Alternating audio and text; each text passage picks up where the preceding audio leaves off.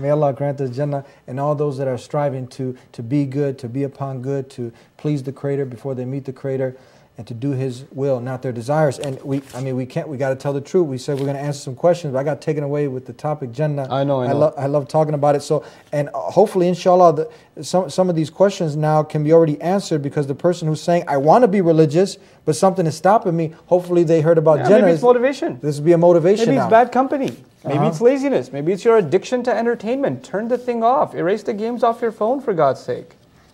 Get a life, really. People are so addicted to entertainment now. And then they say, I can't feel anything in prayer. Well, what a surprise. You have to get off of the screen. You just have to get off. You know, it's ironic. We're going to be on the screen. But if you're going to be on the screen, be there for something productive. You get motivated to play the Xbox and to win the game and beat everybody at it. Yep. Right? And then you turn into a couch potato at the same time. Right? It makes you less of a human. It really does. I mean, the only thing you can compare people playing video games, what other creature can sit in the same place for hours and hours and hours and not move? What animal on the earth can do that? Even a snail is slowly trying to move from its position, right? This is a really pathetic state for a person to be in, to sit for 2.5 hours before a movie. And the only time the muscle moves is for a popcorn to go into the mouth, right? Yeah. You know? What a surprise you're not motivated. You know, this is one thing. Bad company is another. A company that's in itself addicted to entertainment, what's it going to do for you? You have to be around people that are intellectually stimulating, that are doing good things around you. And a big thing also is to not be alone, especially for young people. When you're alone, you are shaitan's lunch. You're done. You're going to end up doing the wrong thing, I guarantee you. You need to be around in a safe environment. If you want to be alone, go to the masjid and be alone. Go to the masjid. Go sit in the library. Don't be alone. Don't be alone, especially not in your home. You have an internet connection at home, I don't need to say more. Don't be home. Cruising for a bruising, is that saying? That's correct. Yeah. I didn't know they said that, but yes. So you get motivated and you win the NBA championships, you put your mind in it, and now you're like Michael Jordan and you win the game and you sit there wasting your time. Okay, you get motivated to get a diploma, right? Even a GED, you get motivated, right? You get motivated to go chase that lady or that man. What about motivation to seek the pleasure of the one who created you? You know, this question was asked also by one of your other writers. I can't find a balance between this world and the next, Deen and Dunya and Akhirah. I said there is no struggle. Everything we do in this world is for the Akhirah if your intention is right. If you're going to work for the right reasons, if you're staying away from evil deeds, if you're remembering Allah when you're supposed to, if you're eating what you're supposed to eat, if you're saying what you're supposed to say, you can live in this world and have a great time and still earn your Jannah. Allah doesn't want you to have a horrible time in this world. You know, I don't know why we have this concept that we have to kind of cut ourselves off from this world to earn Jannah. No. You have to make the most of this world to earn Jannah. We have very little time on this earth. I mean, half of my life is spent sleeping. And the few hours that I'm awake, take away the time I have to relieve myself, get dressed for work, stay and commute to the job, put in the 8 hours at work, and come back. What do I have, 2-3 hours of free time, technically free time, that I actually have some control over?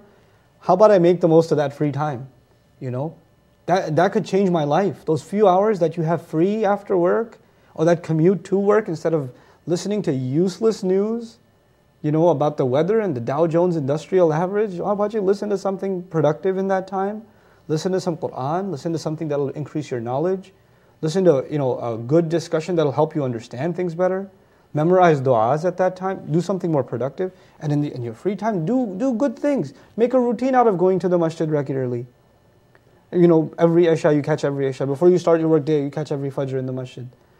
Add some small good routines in your life, and how much good will come out of your life is amazing. Another of your listeners asked, how can I improve my character? Step 1, do no harm. Stop doing bad things. Don't talk about adding good deeds until you get rid of bad deeds.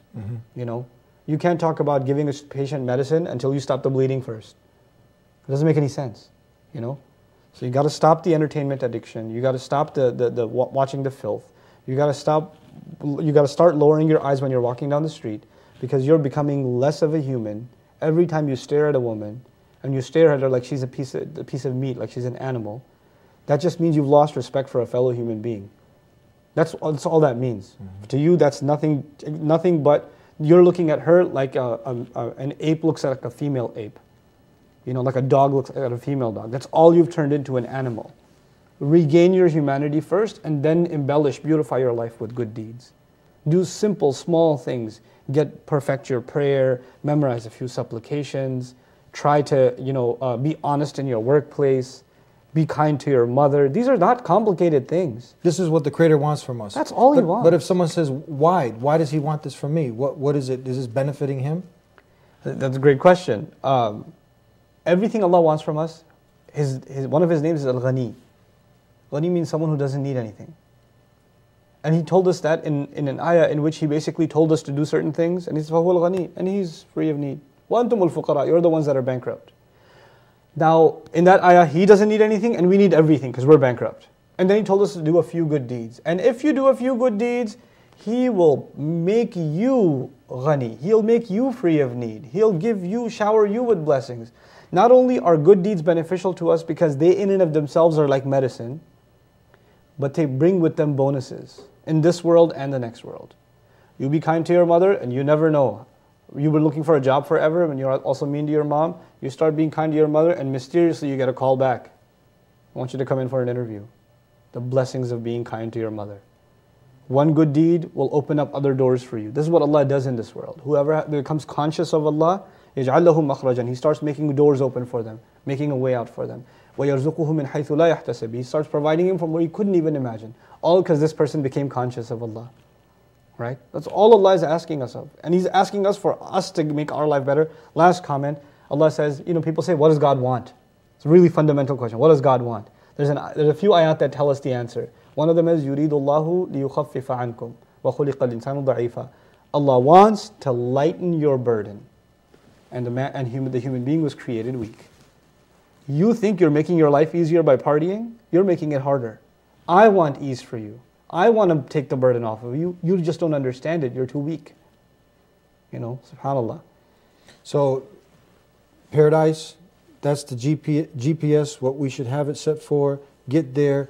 The game plan is obeying God before we meet God, and obeying Him is only going to bring goodness in our lives. Any closing comments? Anything else? We have to wrap it up. That's it. What else for the viewers now? For my viewers and the viewers of the show, first of all, congratulations on this fantastic effort. I really respect this effort, and I recommend it all the time. And may Allah Azza wa Jal bring a lot of good from it to people all over the world, and accept all of these deeds from us. Ameen. For every second that is viewed, may the viewer be rewarded. May the people that are involved in this program be rewarded.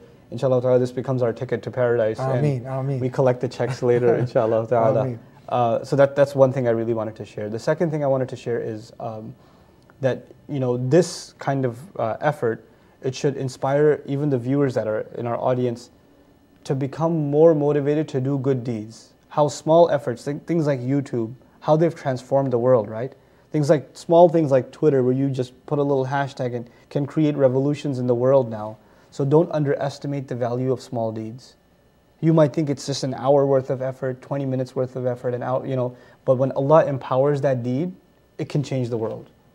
So don't underestimate the power of the small things that you do, and ask Allah to empower them with His barakah, with His blessings. Ameen. Thank you very much. May Allah, the Creator of the heavens and earth, reward you. Thank you very much.